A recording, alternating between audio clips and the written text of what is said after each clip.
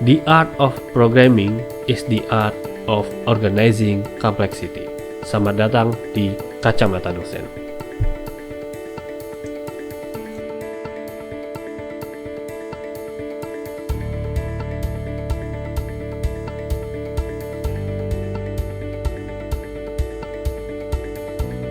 Selamat datang di Kacamata Dosen. Nah, kali ini kita akan membahas mengenai algoritma pemrograman.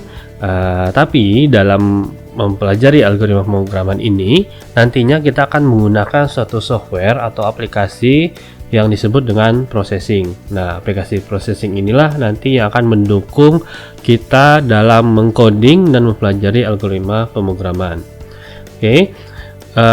Di sini untuk sesi kali ini kita memiliki outline, diantaranya kita akan berkenalan mengenai processing, kemudian bagaimana mendownload dan menginstalasi processing, serta memulai untuk menjalankan program atau mengcoding di processing. Nah, pertama adalah sebelum kita masuk kepada apa sih processing, kita coba flashback lagi ya mengenai apa sih yang disebut dengan algoritma ya.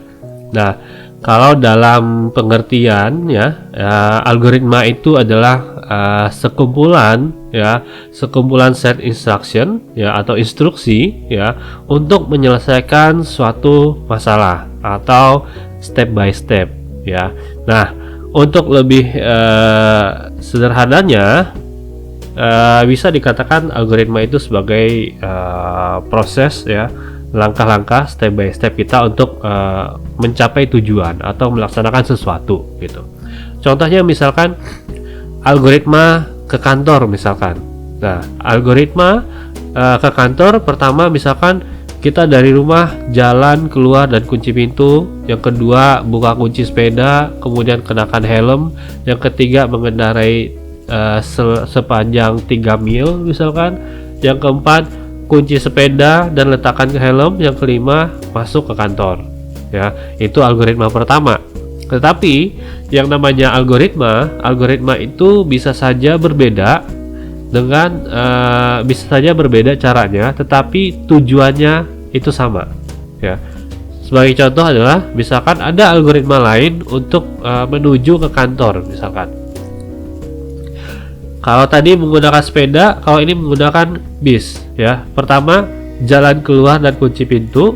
Yang kedua, jalan 0,5 mil ya ke penantian bus ya. Yang ketiga, jalan dengan bus sepanjang 2 mil. Kemudian yang keempat, jalan 0,5 mil ke kantor, lalu masuk ke kantor. Nah, itu adalah dua buah algoritma yang bertujuan sama tetapi memiliki cara yang berbeda, cara penyelesaian yang berbeda. Nah, tinggal lagi kita apakah efektif algoritma pertama atau apakah efektif algoritma kedua, atau yang mana yang lebih efisien, yang pertama atau yang kedua ya. Jadi algoritma itu adalah sebagai urutan atau metode atau step by step, langkah per langkah ya, untuk menyelesaikan atau untuk mencapai tujuan tertentu. Nah, itu tadi algoritma. Tapi kalau kalian ingin mempelajari algoritma secara lebih gampang, kalian dapat melihat video yang ada di YouTube. Kalian tinggal bisa ketikin algoritma ya. Di sini kalian melihat beberapa video yang menerangkan apa sih yang disebut dengan algoritma itu. Nah, ada beberapa video yang saya coba sorot, diantaranya video ini ya, dari channel TED ya, dari David J. Malan ya. Ini juga dia menjelaskan algoritma yang cukup jelas dan sederhana. Atau ada juga dari BBC ID ya. Di sini dikatakan bahwa judulnya Why Algorithm Are Called Algorithm ya. Nah, jadi di video ini menjelaskan siapa sih bapak penemu algoritma pertama kali ya. Kalau kita tahu bahwa itu disebut dengan orangnya Al-Khwarizmi ya. Jadi kalian bisa lihat di sini kenapa asal atau sejarahnya algoritma untuk pertama kalinya, ya. Baik, silakan kalian lihat di videonya, ya. Silakan kalian lihat. Kalau ada pertanyaan mengenai videonya, silakan bertanya di kolom komentar. Oke, kita lanjutkan kembali ke slide, ya. Itu tadi yang disebut algoritma, itu sudah oke. Nah, sekarang sebelum mempelajari programming, tentu kita juga harus mengenal komputer, ya. Nah, mungkin kalian juga sudah menggunakan komputer dari SD ataupun dari balita misalkan, ya. Tapi sebagai pengertiannya adalah komputer itu adalah seperangkat alat elektronik yang digunakan untuk mengolah data, ya, sesuai dengan berbagai prosedur yang sudah dirumuskan sebelumnya, sehingga mampu memberikan hasil informasi untuk penggunanya, ya. Itu yang disebut dengan komputer, ya. Jadi memang fungsinya mengolah data dan menghitung calculation terhadap apa yang sudah dirumuskan sebelumnya. Nah, sementara program, ya, program ini adalah serangkaian instruksi yang didesain secara berurutan, ya. Jadi kalau dalam bahasa pemrograman atau programming itu memang dieksekusinya secara berurutan, ya. Kalau yang namanya algoritma kan gitu, jadi urutan langkah-langkah, step by step, artinya pasti dia berurutan gitu. 1, 2, 3, 4, 5. Kalau di dalam program baris 1, 2, 3, 4, 5 dan seterusnya, ya. Nah, sehingga instruksi-instruksi yang sudah didesain atau kita rancang ini dapat dijalankan oleh sebuah komputer, ya, dimana tujuannya adalah untuk merangkai atau melaksanakan tugas, ya, yang sudah diperintahkan atau ditentukan oleh pengguna. Jadi kita rancang program, kemudian untuk menyelesaikan suatu masalah, untuk dapat menjalankannya, mengeksekusinya itu dilakukan oleh komputer. Nah, biasanya dalam merancang program, program itu ditulis dengan suatu bahasa, ya, suatu bahasa yang dapat dimengerti oleh komputer. Nah, dalam di sini bahasa yang dapat dimengerti oleh komputer itu biasanya kita sebut dengan code atau kode, ya, atau coding misalkan, ya. Nah, sama seperti bahasa manusia, ya. Bahasa manusia sendiri itu juga memiliki banyak ragam bahasa. Misalkan juga kayak kita, misalkan orang Indonesia ini punya berbagai macam bahasa daerah, ya. Nah, bahasa pemrograman juga memiliki ragam macam dan yang berbeda-beda gitu. Bisa didesain bahasa pemrograman untuk tugas yang spesifik atau juga yang lain gitu, atau mengikuti perkembangan teknologinya. Ada satu quote dari Steve Jobs, ya. Kalian tahu mungkin Steve Jobs itu siapa, ya. Steve Jobs itu adalah seorang yang mendirikan, ya, suatu perusahaan yang sangat terkenal saat sekarang ini, yaitu Apple, ya.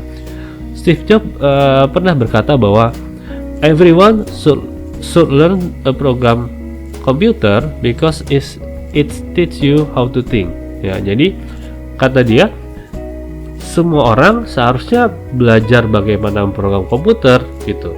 Kenapa? Karena programming di komputer itu mengajarkan orang untuk bagaimana berpikir, bagaimana cara berpikir, bagaimana logika program, ya, bagaimana mengatasi masalah yang mungkin nanti akan ditemui di program. Nah, tentunya itu akan berimbas atau berefek kepada kehidupan sehari-hari juga gitu. Jadi makanya di sini beliau katakan bahwa everyone should learn a program of computer, to program a computer. Oke. Nah, sekarang kita coba masuk ke processing, ya. Nah, processing ini sendiri adalah suatu perangkat lunak tempat kita mengetikkan sintaks dalam bahasa pemrograman. Nah, singkatnya adalah processing adalah salah satu dari bahasa pemrograman, dan lingkungan pengembangannya itu juga disebut dengan open source. Ya, open source ini artinya dia bebas, gratis ya. Source code-nya itu diberikan kepada orang lain secara bebas, gratis, dan itu bisa dikembangkan oleh orang lain juga ya. Nah, sejarahnya processing ini sendiri merupakan lahir dari suatu project ya, atau satu proyek yang terbuka ya, atau yang open source yang dikerjakan oleh Ben Fry dan Casey Rees ya. Nah, dari proyek inilah berkembang dari ide-ide yang dieksplorasi pada Aesthetic and Computation Group atau ACG di MIT. Nah, makanya penemunya adalah Ben Fry dan Casey Rees. Nah, ini yang menemukan bahasa pemrograman atau program processing. Pada awalnya memang processing ini memiliki alamat atau URL-nya di processing yang di tengahnya itu ada 55.net ya kan. Tetapi saat itu karena domainnya atau alamat websitenya itu sudah diambil oleh orang lain ya, akhirnya si Ben Fry sama Rees ini mengakuisisi domain processing.org ya, sehingga sampai sekarang ya kita dapat melihat atau mendownload kemudian atau membaca informasi lainnya mengenai processing di processing.org. Jadi pada tahun 2012 Processing Foundation ini sudah established ya sebagai suatu organisasi non-profit ya, yang mensupport atau mendukung komunitas ya di bawah atau yang memulainya dengan processing project ya. Jadi Processing Foundation juga men-encourage orang-orang ya di seluruh dunia untuk secara rutin bertemu, berdiskusi pada event-event yang disebut dengan Processing Community Day ya. Itu sejak tahun 2012. Nah, ini adalah salah satu misi dari Processing Foundation, yaitu our mission is to promote software literacy within the visual art and visual literacy within technology related field, and to make this field accessible to diverse community. Jadi memang dia di si Processing Foundation ini ingin mengenalkan kepada orang tentang bagaimana software literasi ya, literasi dari software ya. Nah, di mana di sini cara literasinya itu menggunakan visual art ya, atau visual literasi juga dengan menggunakan teknologi. Jadi memang sebagaimana kita ketahui bahwa processing ini memang ditujukan untuk image programming gitu. Nah, our goals is to empower people of all interests and backgrounds to learn how to program and make creative work with code ya, especially those who might not otherwise have access to these tools and resources. Jadi baik kalian yang punya background atau interest atau yang nggak punya interest terhadap coding, ini melalui processing itu dicoba untuk dimudahkan dengan menampilkan atau dengan menggunakan media grafik dan visual art lainnya. Nah, jadi processing is designed for coders who want to create interactive visual program. Jadi memang fokusnya adalah interaktif dan visual program ya. It's designed for creative coding ya, and it is right at the intersection of coding and art. Jadi kayak si processing ini kayak pertemuan antara coding dan art gitu. Jadi menarik sebenarnya ya, terutama teman-teman yang jurusan komunikasi misalkan. Di samping kalian mempelajari algoritma, kalian juga bisa menghasilkan satu karya atau art ya dari processing. Karena apa? Dia memang image yang diprogram ya, dan kita mengcoding itu menghasilkan suatu karya seni ya. Nah, apalagi zaman sekarang musim NFT ya. Kalian bisa bikin misalkan karya kalian dari processing dalam bentuk macam-macam karya seni, terus kalian bisa jual itu dengan NFT ya. Ini peluang yang cukup menarik ya untuk kalian jurusan komunikasi, multimedia, dan bahkan jurusan IT ya. Kemudian dalam processing, kamu dapat mulai membuat program yang lebih menarik seperti visualisasi dan seni digital ya. Jadi kalau dulu mungkin kita seni digital mungkin kalian hanya mengetahui bagaimana orang membuat Illustrator, bagaimana orang mendesain dengan Photoshop, tapi ada satu media lagi yang bisa kalian manfaatkan, yaitu dengan processing. Nah, tentunya bagaimana kalian membuat visualisasi atau seni digital ya tentu dengan program gitu, dengan mengcoding gitu ya. Nah, tentunya karena nanti hasilnya adalah sebagai suatu karya seni, ini akan sangat menyenangkan daripada mengprogram baris per baris tapi mungkin hasilnya bukan dalam bentuk karya seni misalkan, atau dalam perintah tradisional lainnya. Nah, memang paradigma dalam programming itu dimana banyak sekali programming course ya, itu biasanya hanya berfokus kepada struktur dan teori ya utamanya gitu. Segala bentuk visual atau interface atau animasi itu belakangan ya. Jadi itu bukanlah sebagai satu perhatian utama. Tetapi dengan processing kita justru juga akan mempelajari semua visual dan interface serta animasinya. Ya, di samping juga kita fokus di struktur dan teori. Nah, dalam pemrograman processing itu menggunakan sketch ya atau sketsa ya. Jadi kalau dalam kita membuat karya seni ya, baik itu misalkan contohnya melukis misalkan ya. Jadi kenapa disebut dengan sketch? Di sini memang seolah-olah ditujukan kepada pengguna yang ingin mencoret-mencoret di selembar kertas layaknya kita melukis gitu. Jadi sketch itu ya sketsa gitu, kita bebas lukis apa aja gitu, tapi memang mungkin caranya yang berbeda ya. Nah, sketch ini adalah penggunaan sketch ini memang bukan sembarangan ya, tapi menggunakan pendekatan yang sama dengan manusia ya, yang kita nggak perlu tahu nih mungkin kita nggak perlu tahu hasil akhirnya kayak apa ya ketika kita ingin mencoret sesuatu ya. Contohnya kayak kita misalkan awalnya mau bikin ini, kita coret-coret aja gitu. Saat kita mencoret-coret itu mungkin kita nggak akan tahu nih hasilnya nanti seperti apa ya. Jadi dalam processing pun seperti itu ya. Kita juga nggak perlu tahu seperti apa hasil akhirnya ketika kita memulai coding gitu. Kita nggak perlu tahu gitu.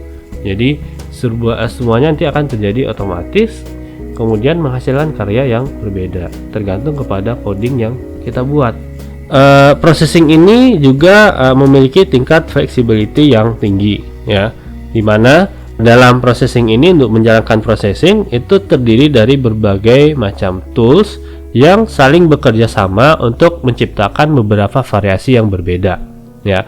Kalau menurut websitenya processing itu lebih dari 100 library, atau di sini kita sebutnya kalau bahasa Indonesianya itu pustaka coding ya, atau pustaka code ya, yang mendukung processing agar dapat digunakan lebih advance-nya atau lebih detailnya atau lebih powerful lagi ya.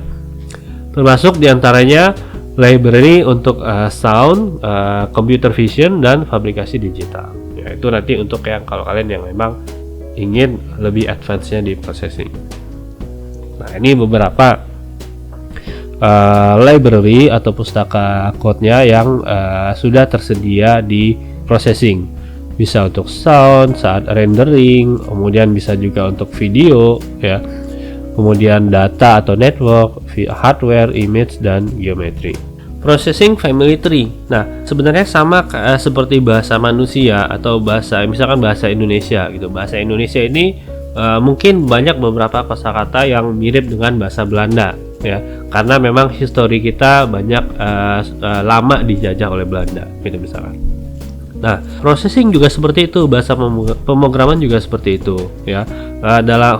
Khususnya dalam processing ya, itu memiliki dialek atau bahasa pemrograman Java yang mirip dengan pemrograman Java ya.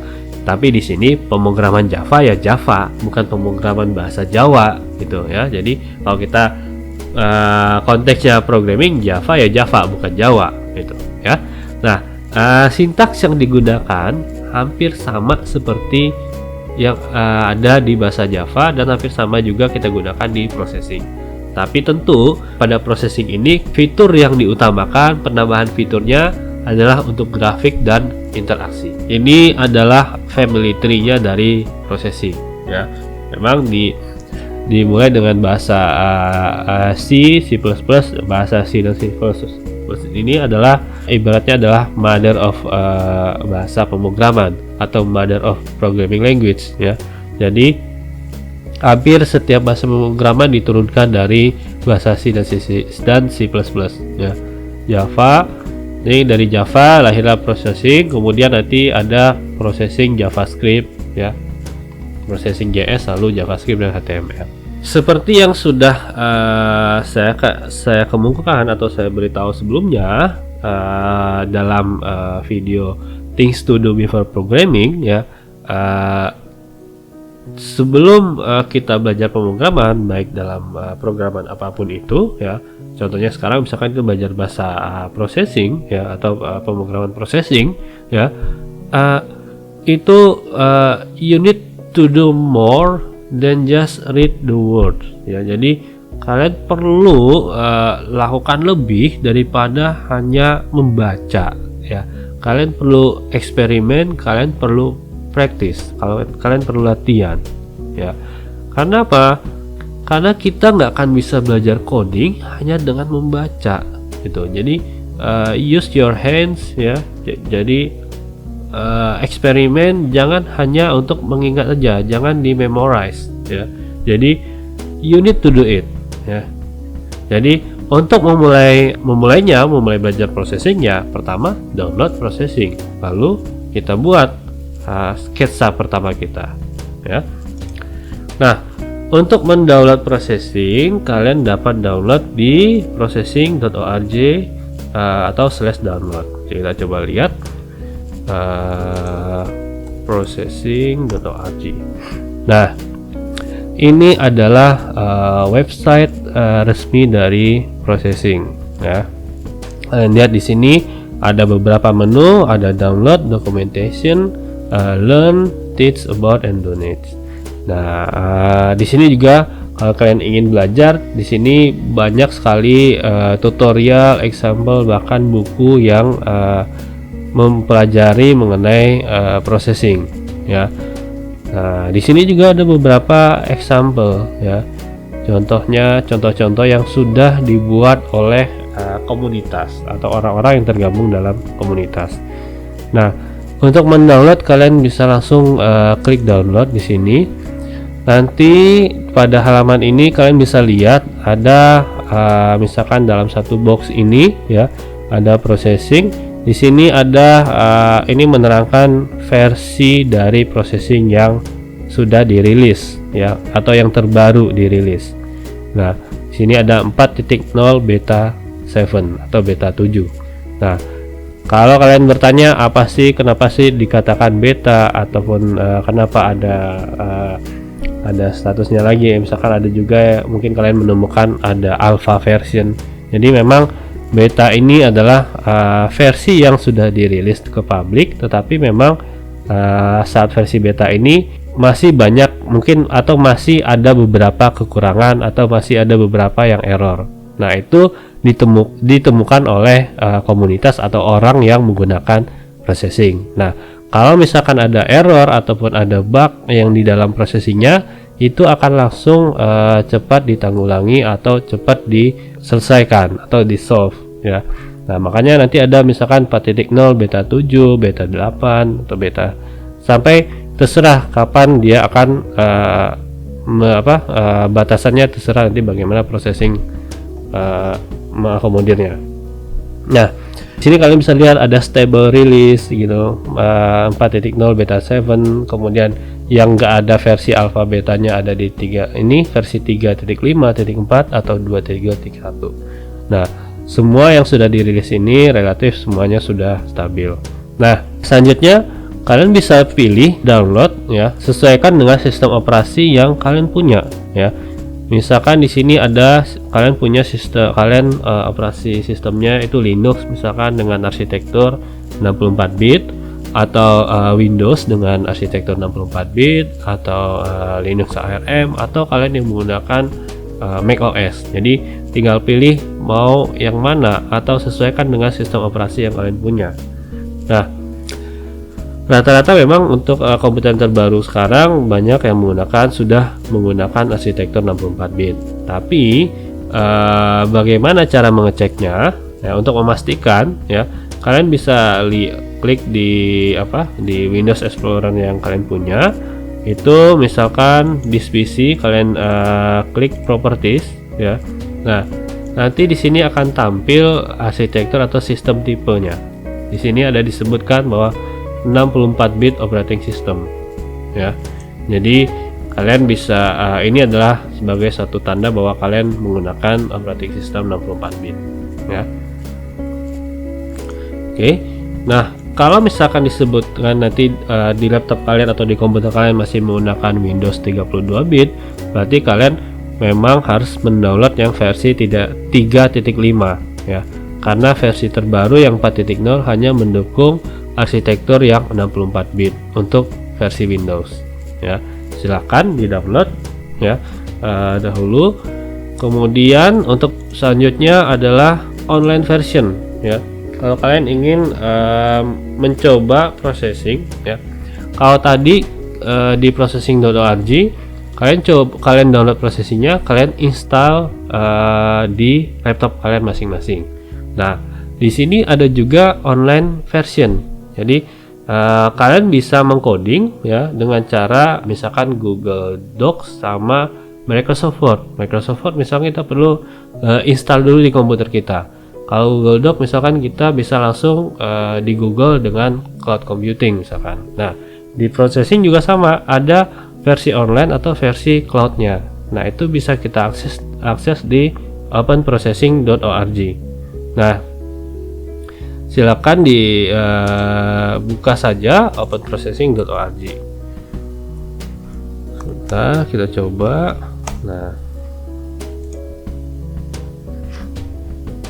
Nah, ini adalah alamat. Nah, di sini pun juga terdapat komunitas dan banyak sekali contoh-contoh program yang ada di Open Processing. Nah, kalau saya lihat-lihat memang di sini lebih banyak orang yang mengupload karyanya ya, yang menurut saya ini bagus sekali ya. Beberapa karyanya kalian bisa nanti explore di Open Processing ini. Kemudian kalau kita ingin bisa langsung klik create sketsa kita atau kita bisa sign up ya. Mungkin ada baiknya kita sign up. Kenapa? Kalau dalam programming untuk dapat menyimpan programnya nanti kita perlu sign in ya. Tapi kalau kita mau coba-coba aja bisa langsung di create SketchUp ya. Nah, di sini pendekatannya sama seperti di processing. Nanti setelah kalian install itu di sini ada beberapa bagian program.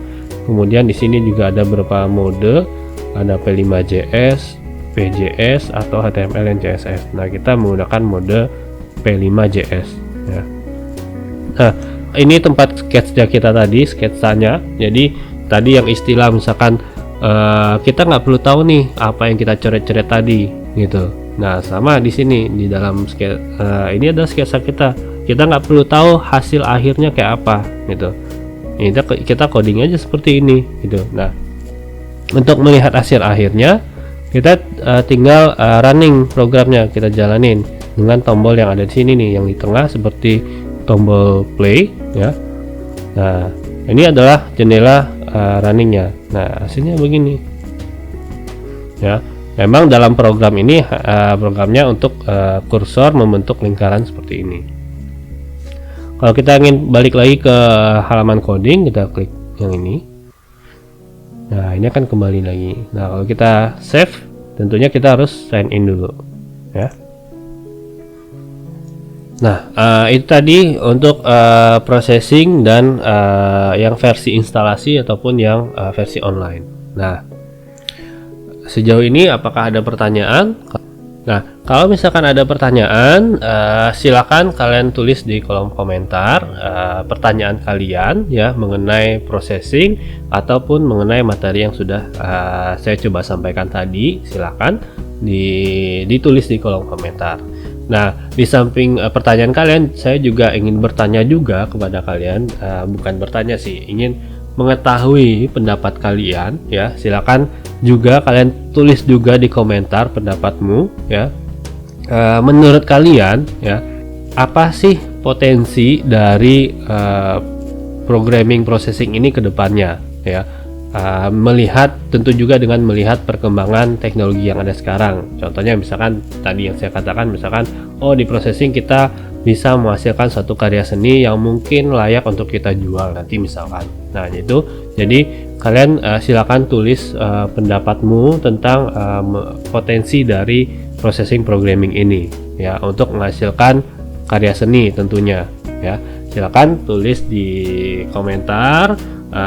Kemudian satu lagi terakhir adalah tugas untuk kalian semua, yaitu yang pertama, silakan kalian download processing, kalian coba install di PC dan laptopnya masing-masing ya. Silakan cari di Google bagaimana proses instalasinya, bagaimana cara menginstalnya. Yang kedua tentunya adalah kalian harus coba memulai bagaimana memprogramnya atau menuliskan program yang ada di sketsanya ya.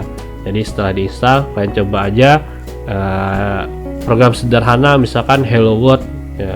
Kalian coba lihat menu-menunya yang ada di processing, kemudian kalian bukan hafalin tapi kalian pahami fungsi-fungsinya ya.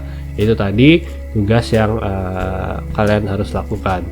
Silakan, itu adalah tugas mandiri yang kalian lakukan di rumah. Oke. Baik, saya tunggu pertanyaan dan pendapat kalian di komentar. Terima kasih sudah menonton, terima kasih sudah join di kelas ini. Kita akan lanjutkan kembali di sesi berikutnya. Terima kasih.